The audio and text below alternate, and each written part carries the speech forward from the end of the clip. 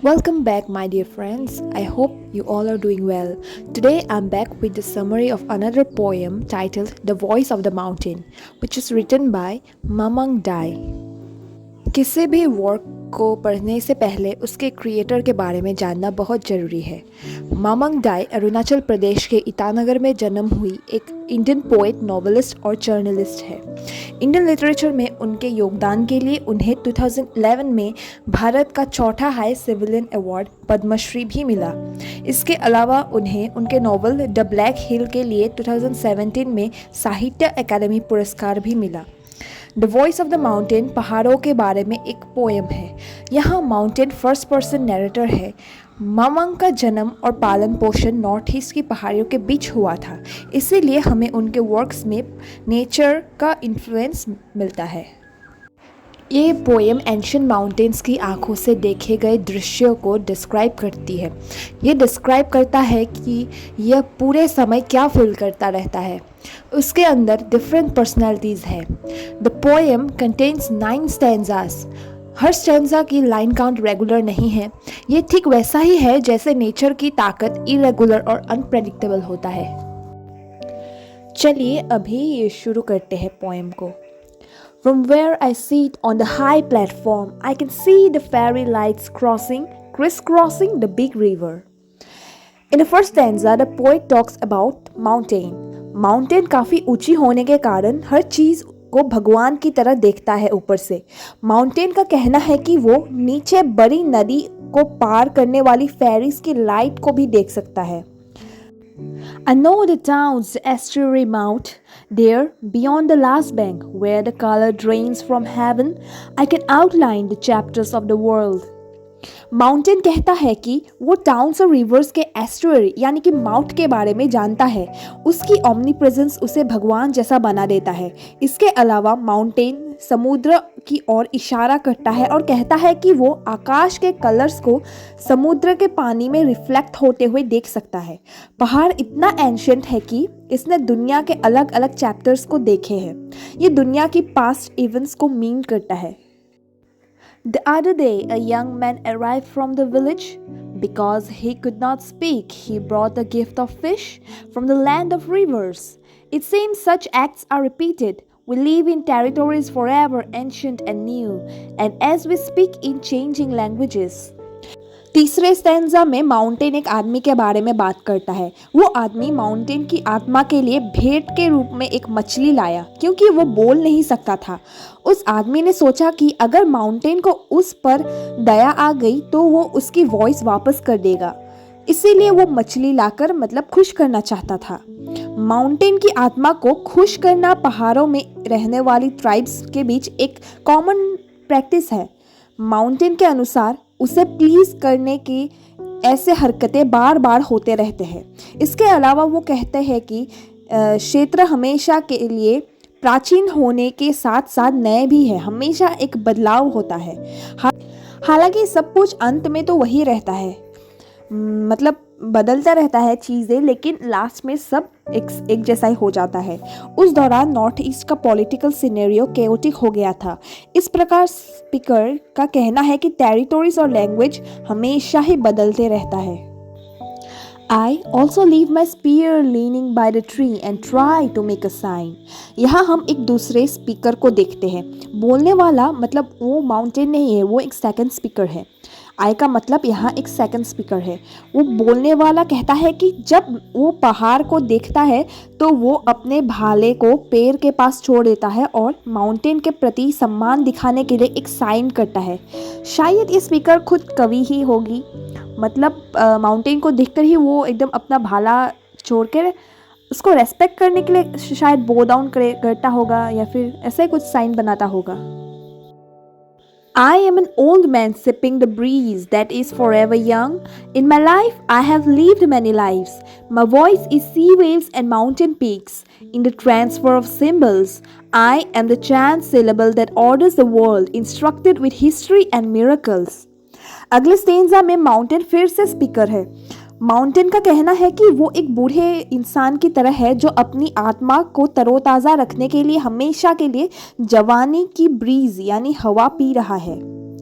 इस सेक्शन में कवि ब्रीज को सिंबल जैसे यूज करता है जो कि जवानी और जोश को रिप्रेजेंट करता है। बूढ़े आदमी की तरह पहाड़ ने भी कई लाइफ्स जिया है। इसके अलावा माउंटेन कहता है कि ये ब्रह्मांड का मूल है। उसकी आवाज के अंदर समुद्र की लहरें और माउंटेन पीक की परिक्रमा करती हवा को सुना जा सकता है।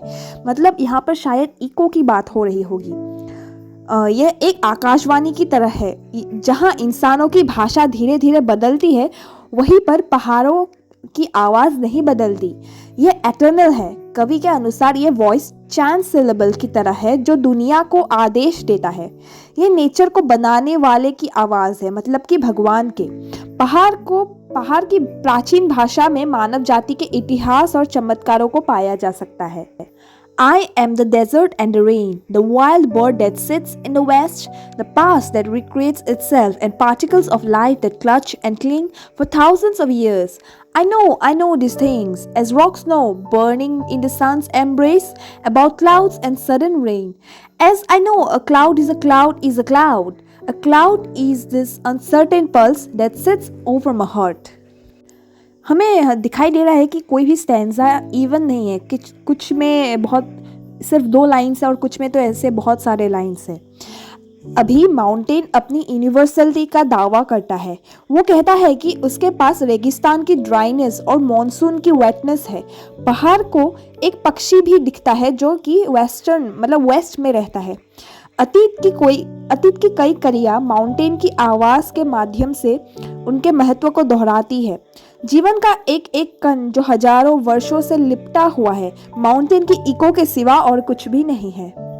पहाड़ एक बूढ़े व्यक्ति की तरह है जो बोलते समय अपने पास को याद करता है, बार बार अपनी बुद्धि और अनुभव पर जोर देने के लिए 2 बार मुझे पता है, आई नो कहता है। जस्ट लाइक रॉक्स, पहाड़ दुनिया में होने वाली हर छोटी छोटी चीजों के बारे में जानता है। पर्वत बादल को अनसर्टेन पल्स कहता है क्योंकि बादल माउंटेन के हार्ट पर बैठे रहता है। ये अनसर्टेन है क्योंकि किसी भी समय बारिश हो सकती है। In the end, the universe yields nothing except a dream of permanence. Peace is the falsity. A moment of rest comes after long combat. कवि यूनिवर्स के अंत में होपलेसनेस की बात करता है। जो रिमेनिंग रह जाता है वो एक ड्रीम है परमानेंस का। मतलब एक ड्रीम है कि सब कुछ एक दिन परमानेंट हो जाएगा। ये सपना ही है जो हर लिविंग बीइंग को जिंदा रखता है, लेकिन कुछ भी परमानेंट तो होता नहीं कभी। लंबी लड़ाई के बाद केवल एक मोमेंट ऑफ पीस ही मिलता है। वही जिंदगी की जंग जारी रहती है। मतलब बहुत फाइट करने के बाद भी सिर्फ एक छोटा सा मोमेंट मिलता है पीस का। यूनिवर्स में सिर्फ छोटे छोटे मोमेंट्स होते हैं आराम के। शांति के जीवन जीना तो एक इल्यूजन ही है, ऐसा पोएट का मानना है। इसके बाद From the east, the warrior returns with the blood of pioneers. I am the child who died at the edge of the world. The distance between end and hope. The star diagram that fell from the sky. The summer that makes man weep. I am the woman lost in translation who survives with happiness to carry on. अब poet एक ऐसे warrior की बात करता है जो peonies का खून लेके लौटता है। पियोनी एक प्रकार का फूल है। इस तरह की एक कॉन्ट्रास्टिंग पिक्चर स्ट्रगल और ब्यूटी के को एग्जिस्टेंस को प्रेजेंट करती है। वो बोलता है कि मैं वो बच्चा हूँ जो दुनिया के अंत में मर गया। मैं यानी कि माउंटेन एंड और होप के बीच की दूरी है। एंड तब आता है जब कोई होप नहीं होती। माउंटेन होप और होपलेसनेस को जोड़ने के लिए एक ब्रिज का काम करता है। इसके अलावा पोएट इन लाइंस में एक और कॉन्ट्रास्ट पैदा करता है। यहाँ वो तारों से रोशन हुई आसमान और चिलचिलाती गर्मी को कंपेयर करती है।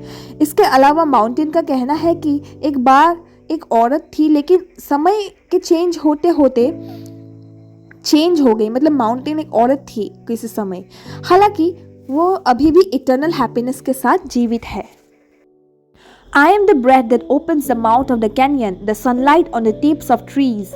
There, when the narrow gorge hastens the wind, I am the place where memory escapes the myth of time. I am the sleep in the mind of the mountain.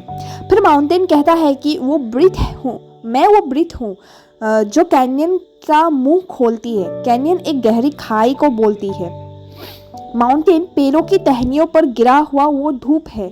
इसके बाद वो नैरो गॉर्ज के बारे में कहता है कि जहाँ हवा हमेशा जल्दी में होती है। नैरो गॉर्ज का मतलब पहाड़ियों के बीच एक डीप वैली होता है। वो यानी कि माउंटेन वहाँ भी है, मतलब वो हर जगह प्रेजेंट है। इसके अलावा माउंटेन एक ऐसी जगह है जहाँ की मेमोरीज किसी के भी दिमाग से निकल जाती है, कोई समय का पता नहीं लगा पाता, जैसे कि वो माउंटेन के पास सरप्राइज होकर रुक जाता है। मतलब जब कोई इंसान माउंटेन को दिखता है तो एकदम सब अपना मेमोरी लूज कर देता है। जो लास्ट लाइन है, I am the sleep in the mind of the mountain, इसमें फिर से वो सेकंड स्पीकर बोलती है। वो स्पीकर बोलती है कि वो नींद है जो माउंटेन के माइंड में मौजूद है। इस प्रकार पोइट अपने आप को माउंटेन की स्पिरिट या आत्मा के साथ कंपेयर करती है लास्ट लाइन में। पोइम यहाँ ख़त्म हो जाती है। मुझे आशा है कि आप सभी इसे अच्छी तरह समझ ही गए होंगे। प्लीज़ मेरे चैनल को सब्सक्राइब कर दें और अपने दोस्तों को भी ये वीडियो रेकमेंड करें। Thank you.